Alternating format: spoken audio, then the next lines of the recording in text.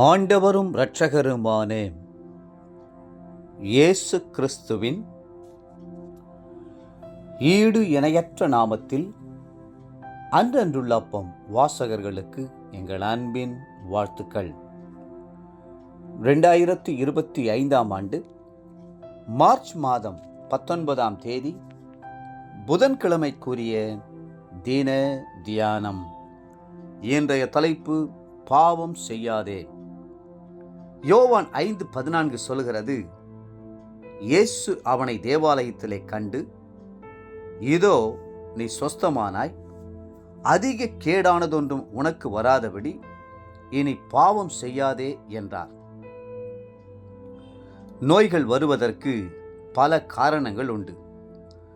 அசுத்த ஆவிகளினாலும் செய்வினை கட்டுகளினாலும் நோய்கள் வருவது மட்டுமல்லாமல் பாவத்தின் விளைவாகவும் சரீரத்தை நோய்கள் ஆட்கொள்கின்றன. பாவத்தை நீக்கி இயேசுவோடு உடன்படிக்கை செய்து பரிசுத்த வாழ்க்கைக்குள் நுழையும் போது வியாதிகள் சுகமாகி தெய்வீக ஆரோக்கியம் கிடைக்கிறது.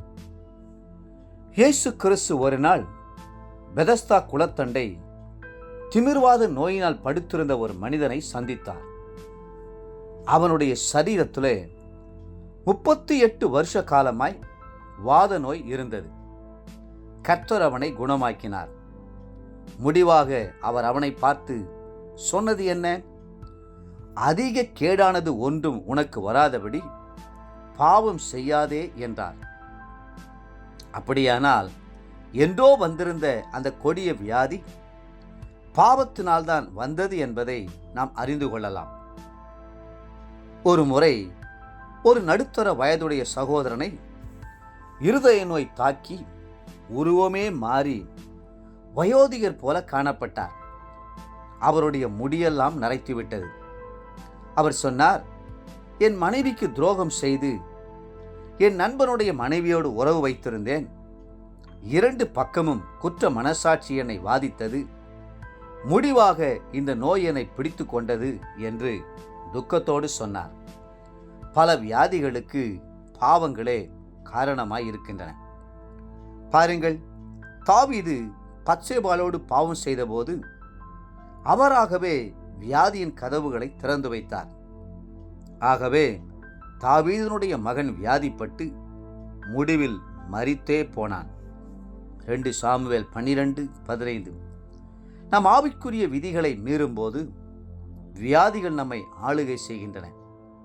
இஸ்ரவேலை அரசாண்ட யோராம் கர்த்தருடைய வழிகளிலே உண்மையாய் நடவாமல் கர்த்தருடைய கட்டளைகளை மீறி தன் தகப்பன் வீட்டாரையும் சகோதரரையும் கொன்று போட்டபடினால் அவனுடைய குடல்களில் தீராத நோய் தாக்கியது. விரும்புவார் இல்லாமல் அவன் இறந்து போனான் என்று வேதம் சொல்லுகிறது. 2 நாளாகமம் 21ஆம் அதிகாரம் 11 முதல் 20ஆம் வசனம் முடிய. சிலர் வியாதி வந்தவுடன் வியாதியை அதட்டுகிறார்கள்.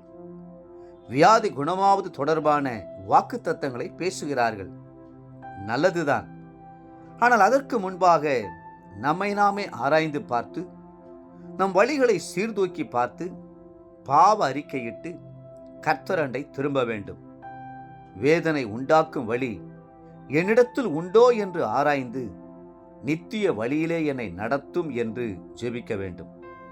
நம்மை நாமே ஆராய்ந்து பார்த்தால் நாம் நியாயம் தீர்க்கப்படும். நாம் பாவங்கள் நீங்க பெற்று பாவம் செய்ய மாட்டேன் என்று புதிய தீர்மானம் எடுத்த பின்புதான் வியாதியை எதிர்த்து நிற்க வேண்டும். இயேசுவின் நாமத்தில் வியாதியின் கூறுகளை கட்டி ஜெபிக்க வேண்டும். வாக்குத்தத்தங்களை பற்றி கொண்டு உறுதியாய் கர்த்தரிடத்தில் மன்றாட வேண்டும். அப்பொழுது கர்த்தர் மனமிறங்கி நல்ல சுகத்தையும் ஆரோக்கியத்தையும் தந்தருள்வார். இன்றைய நினைவிற்கு உபாகமம் 7:15. கர்த்தர் சகல நோய்களையும் உன்னை விட்டு விலக்குவார். உனக்கு தெரிந்திருக்கிற எகிப்தியரின் கொடிய ரோகங்களில் ஒன்றும் உன்மேல் வரப்பண்ணாமல் உன்னை பகைக்கிற யாவர் மேலும் அவைகளை வரப்பண்ணுவார். இன்றைய வேத வாசிப்பு காலை யோசுவா 1, 2 மற்றும் 3 அதிகாரங்கள். மாலை மார்க் 16 அதிகாரம். அன்புக்குரிய அன்றென்றுள்ள வாசகர்களே, மீண்டும் உங்களை வாழ்த்துகிறோம். கர்த்தரிடத்தில் பாவங்களை அறிக்கை செய்வோம், வியாதியிலிருந்து விடுதலை பெறுவோம். கர்த்ததாமே உங்களை ஆசீர்வதித்து மென்மேலும் உயர்த்துவாராக. ஆமென்.